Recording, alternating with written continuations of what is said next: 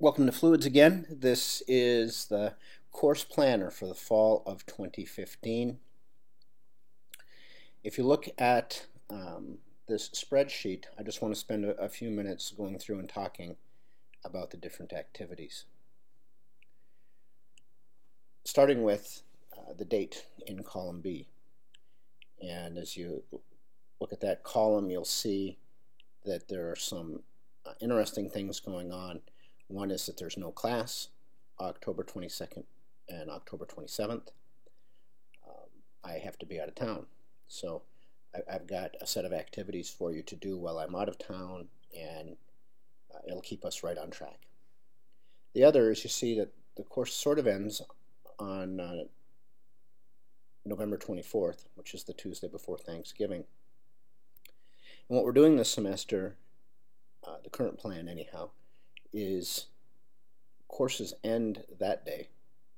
The next week is final orals for the great big final oral for the semester. And the following week, the last week of the semester, is when we are going to have our oral exams for second block classes. So you'll see that around December 8, 9, 10 is where the class will really end, and it's in that time frame that we will be doing the oral exams for this class.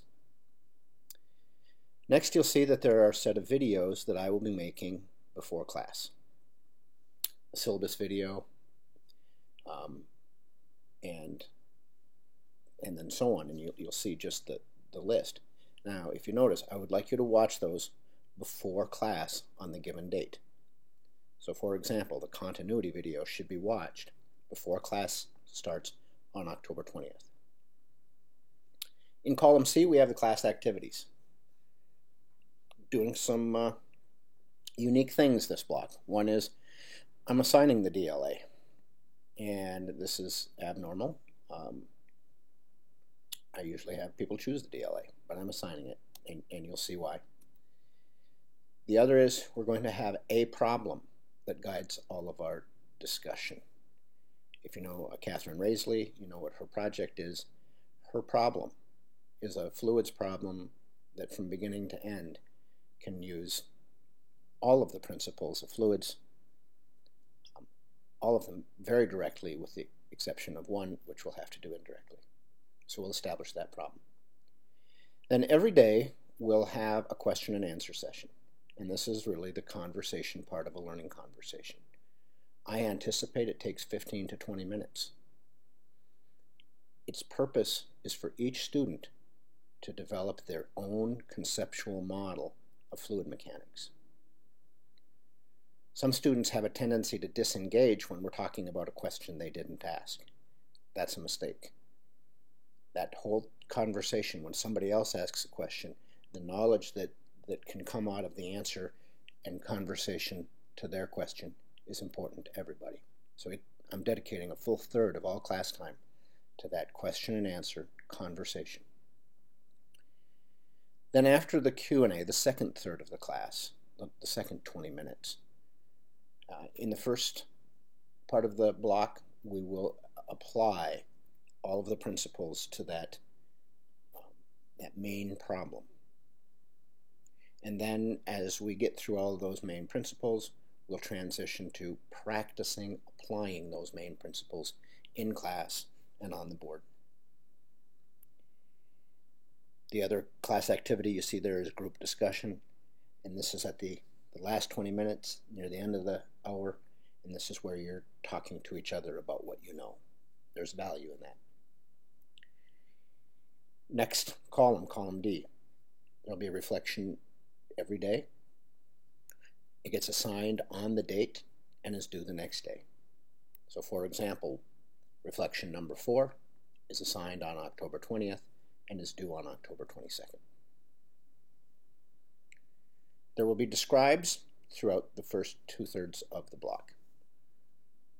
We start with some concepts of pressure, mass flow rate, volume flow rate, energy. Now we're at principle, energy principle, head, continuity principle, pressure fluid height principle, impulse and momentum principle, and Archimedes principle.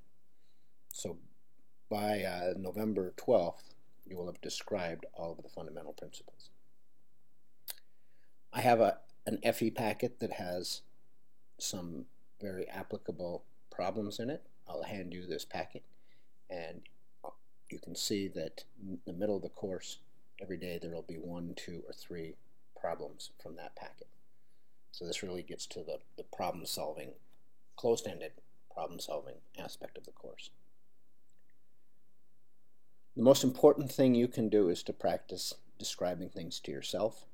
And so I'm assigning it as a thing you do. I want you to practice, and you can do this on your ride to school. This is a 5-minute deal. You should do it when you're alone. So I'm asking you to practice retaining density, mass, volume, and so on until you get down near the end of the course when we're into the principles again. The DLA is going to be done in the first 2 weeks. I'll assign it on day 1, you'll design it, and you'll conduct it on those 2 class days that I'm gone. And the activity part of the DLA will be done by the 5th class period. As far as the writing of the report, the first 2 sections you're going to write are the methods and the results. Obviously, you should write the methods before you conduct the DLA, but turning it into me in near final draft form will be due on the 3rd of November, the introduction due on the 10th, and the discussion due on the 19th. In addition to this, I'm assigning a con video every day, actually 2 of them. When you add those 2 videos together, they rarely exceed 10 minutes.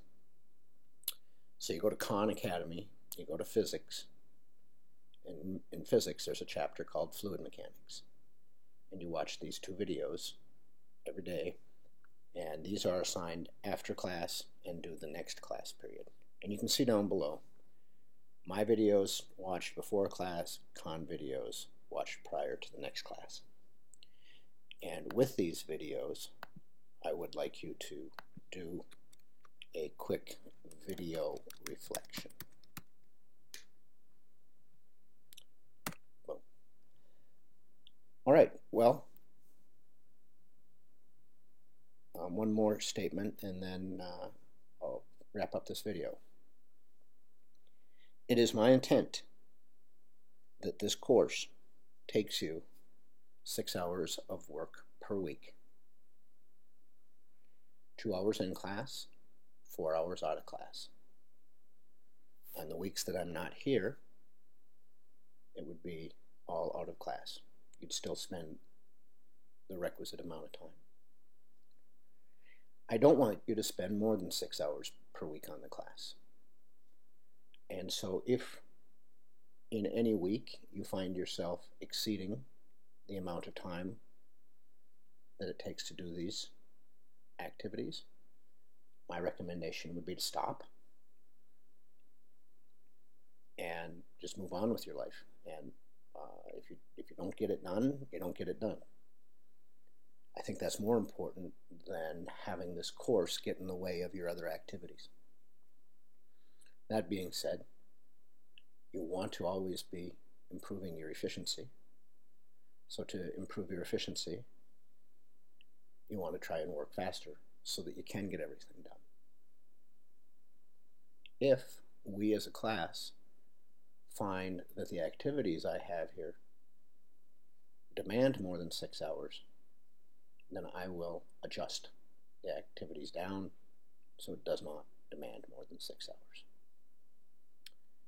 But just as an estimate, if it takes you, on the high end, 20 minutes to do a reflection,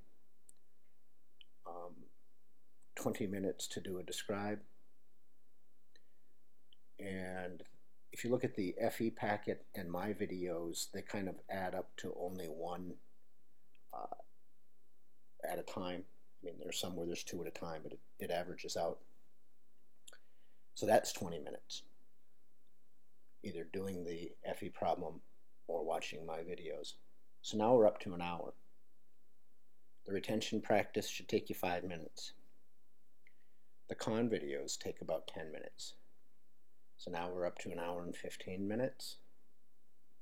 And that leaves 40, on average, 45 minutes per day for the entire block to do the DLA. I believe this is a pretty fair and accurate representation, but I've been wrong before. And if we as a class decide that it's excessive, I will absolutely make adjustments. All right, have a good day.